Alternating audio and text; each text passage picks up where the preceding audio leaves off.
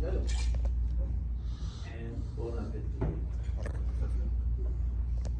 If there's anyone here more excited than I am for being here, I doubt that very much. It's not a pleasure, it's an honor to be back to Morristown. 58 years ago, when I was only 17, I came through your sponsorship. The word is serve to change lives. You're looking at it. Okay? I'm here before you to answer all your questions. On any of the things I would like to discuss with you here, how this has changed my life and what I have become at the age of 75. As my grandson Omar just graduated from high school in Ashburn, Virginia, I said to myself, this is the time you have to do it. I've been planning, there was the pandemic, there was all of that. When I in fact received in 2015, when it was the 50th anniversary of our graduation, Jackie Hale Beasley sent me the reunion booklet. So I've been trying to get here, but things only happened today, and I can't be more thankful to God. I went by the school, and I had lost my letter M. Now it has East written on the side, which wasn't the case when I had my letter, because I had broken the school record in high jump. And that's exactly why I wanted to come to the United States. I was the Turkish high jump record holder, and I knew there were better competition in the United States, and AFS came to my school for an examination. And of all the applicants, I had the worst marks because I was too busy with sports. And they asked me, why with these credits you want to go to the States? I said, if I get there, I'm going to break the record there. And I did. One moment of my life which I can never forget happened in Chattanooga JCs in February 1965, when Ronnie Palmer and we represented Morristown, and he was the athlete of our times. He came in third place, and I won the race, and I broke the record that night. The next day, we were up on the stage, and Miss Chattanooga was giving a handshake to the second and the third comers with a medal of different sizes, and a trophy of this size with a kiss on both cheeks to the first comer. So the guy who came in second place had tears in his eyes, and I couldn't make anything of it. So I asked the guy to my left, why is he crying? And he said, the girl that just kissed you happens to be his girlfriend. So when you're 18, I'm sure we all have remembrances of those moments in our life. But I probably have more than you guys do, because I have come from a different planet, from Istanbul, which only was 2 million people when I arrived here. Morristown County had 30,000, now it's 60,000 is what I'm told, but do you know what Istanbul is now? 16 million people. And so everyone, for the next 2 years, till I was 20, I was back in action with my athletic capability at that time. And one day from university, we were walking with one of the AFS students who had come with me. And I asked him, where are you going? And he said, I'm going to apply to become a guide, a tourist guide. And he said, why don't you come along with me? And I said, I don't even have time for school, you know, I have all my practices. He said, it's actually a very difficult exam is what I'm told. And he said, if you qualify, then you can decide if you want to go or not. So an athlete whose major interest at that age was to look at the bar and run to it and jump over it, this was a challenge. I took the test, I passed it, he didn't, and I became a guide. But then I remembered the movie I had seen here in Morristown with my classmates. We had gone to watch From Russia with Love, James Bond, Sean Connery. 1964 they were showing it here. The movie is from 63. They were walking in the corner to a wish-making column behind the guide. That's where I saw a guide does what he does for the first time in my life, and it happened here. So he put his finger, and everybody else put the finger in there. And then when I went back to Turkey, I read more about the column to find out that in the year 541 AD, Justinian plague in Constantinople had killed 1/3 of the city. Does that sound familiar to our times? The pandemic we've just had. So I decided at that time to be a guide and to tell all my future tourists, we're not going to put the fingers in there. And I've been telling that in the last 55 years. The last video I have is from 2013, and I'm saying to them, look, the people are still putting their fingers in there. We're not going to do it because the bird flu in China killed people in Canada. We have exactly the same situation right now. We will keep having that. And if we don't learn from our past, we cannot pass this to the future generations. Experience is everything. And that's what I've been able to do in the last 55 years with thousands of students. People were asking me questions about religion. So I had to learn not only Islam, I'm a Muslim, and I went to the First Baptist Church here with the Bennings the whole year. And so I had to learn the Abrahamic faiths, all three of them, when I went back. And then people would ask me, does this carpet cost $5,000? How on earth would I know as a guy? Okay, so I had to learn about carpets. The question you asked me was? The difference in Persian carpets and Turkish carpets.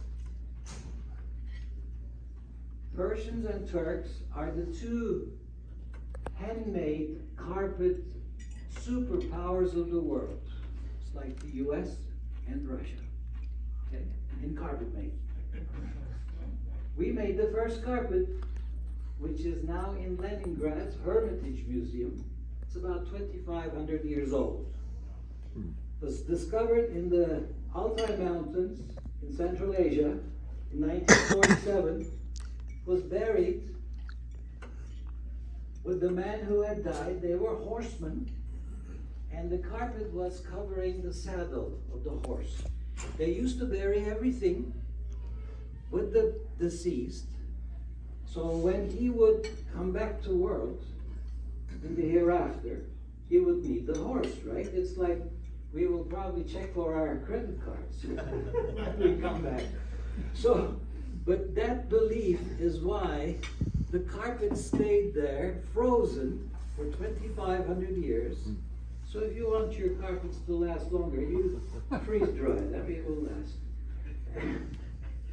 And it's in Leningrad's Hermitage Museum, and it is a beautiful Turkish carpet made with double knots. That's the difference between Turkish and Iranian carpets. They do single knotting, we do double knotting.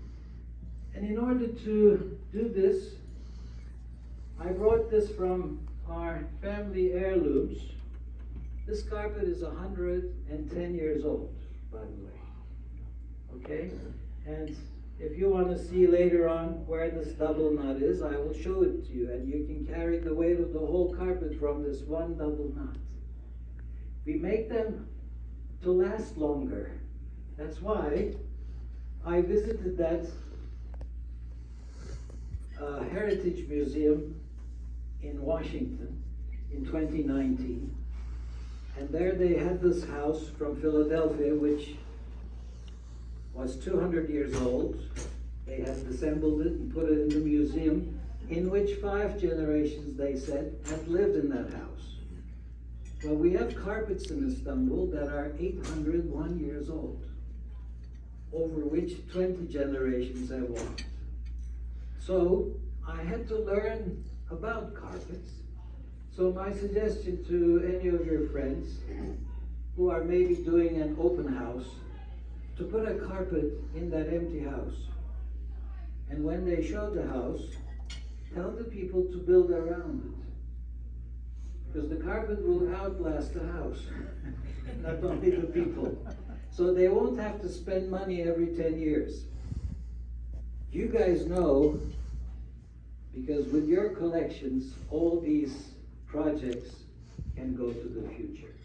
This is why making money is not easy. So saving is where you start. And this is how you should be doing it, okay, with the carpets. That's how I tie my story. I have here, by the way, Hereke carpets from 1843. You have a Vermely room in the White House. On the floor you have a Hereke carpet from 1861. Beautiful carpet. And of course, some of your presidents have been to Turkey, such as George Bush and Clinton's with the family and a Turkish Hereke carpet in their hands from 1999. So this is part of the state etiquette. We give it to the visiting special people, our carpets. And I have here some books which tells you about carpets. And I have my yearbook here to share with you in case you want to look at it. And I have here pictures of mine where at the Rotary and Lions Clubs I made these speeches in 1964 and 65. I look a little different, but besides that, the stuff is all correct. And I am so thankful that you guys have given me this chance to be part of the Bennings for a whole year. And I wanted ever so much to get back so I could tell you my story. Very briefly, here I assembled highlights from Anatolian history and Turkish carpet history. If you want to take a look at it, the original one is in Istanbul. It starts with these Yarımburgaz caves, which are outside of Istanbul, where the early men lived 800,000 years ago. So Turkey is very rich in history. Your 7 churches of Revelation happen to be on Turkish land today, and I have led many church father groups to Turkey and helped them throughout. And then we have the caves here, and then in Istanbul you have remains from the last 8,500 years. And then Göbekli Tepe, which used to be Edessa in the Bible, is where the early people lived. And they did farming as well as hunting. And that's 12,000 years ago. Can you imagine that? So, when in school, Grace Catherine's class, I was one of the 4 students making straight A's from history, A+. The guy behind me, I can't remember his name, he held up his hand one day and he said, I don't even know where Turkey is on the map, but he keeps making A+, and the best I can do is a C-. How is that? So I told him, look, you have to study, okay? And you're so lucky not to be Turkish. Otherwise, you'd have to go through all this. So, I mean, history is important, everyone, because you can't look at today and understand the world if you don't know what happened in the past. Of course, Morristown has changed. The world has changed and will change more. But if we are not on today's train, we decided to retire and get off the train will go to the future and we will remain to be part of the past. The past is gone. We don't know what tomorrow brings. The best moment of our life is right now, this very minute. And what can we make out of it? How can we make the best use of it is what we should ask ourselves. I'm sure of all these things, I told Carl, he asked me how many minutes you want to talk. I said, well, I can do 10 minutes, I can do 10 hours, so you tell me. And I'm not going to take any much of your time.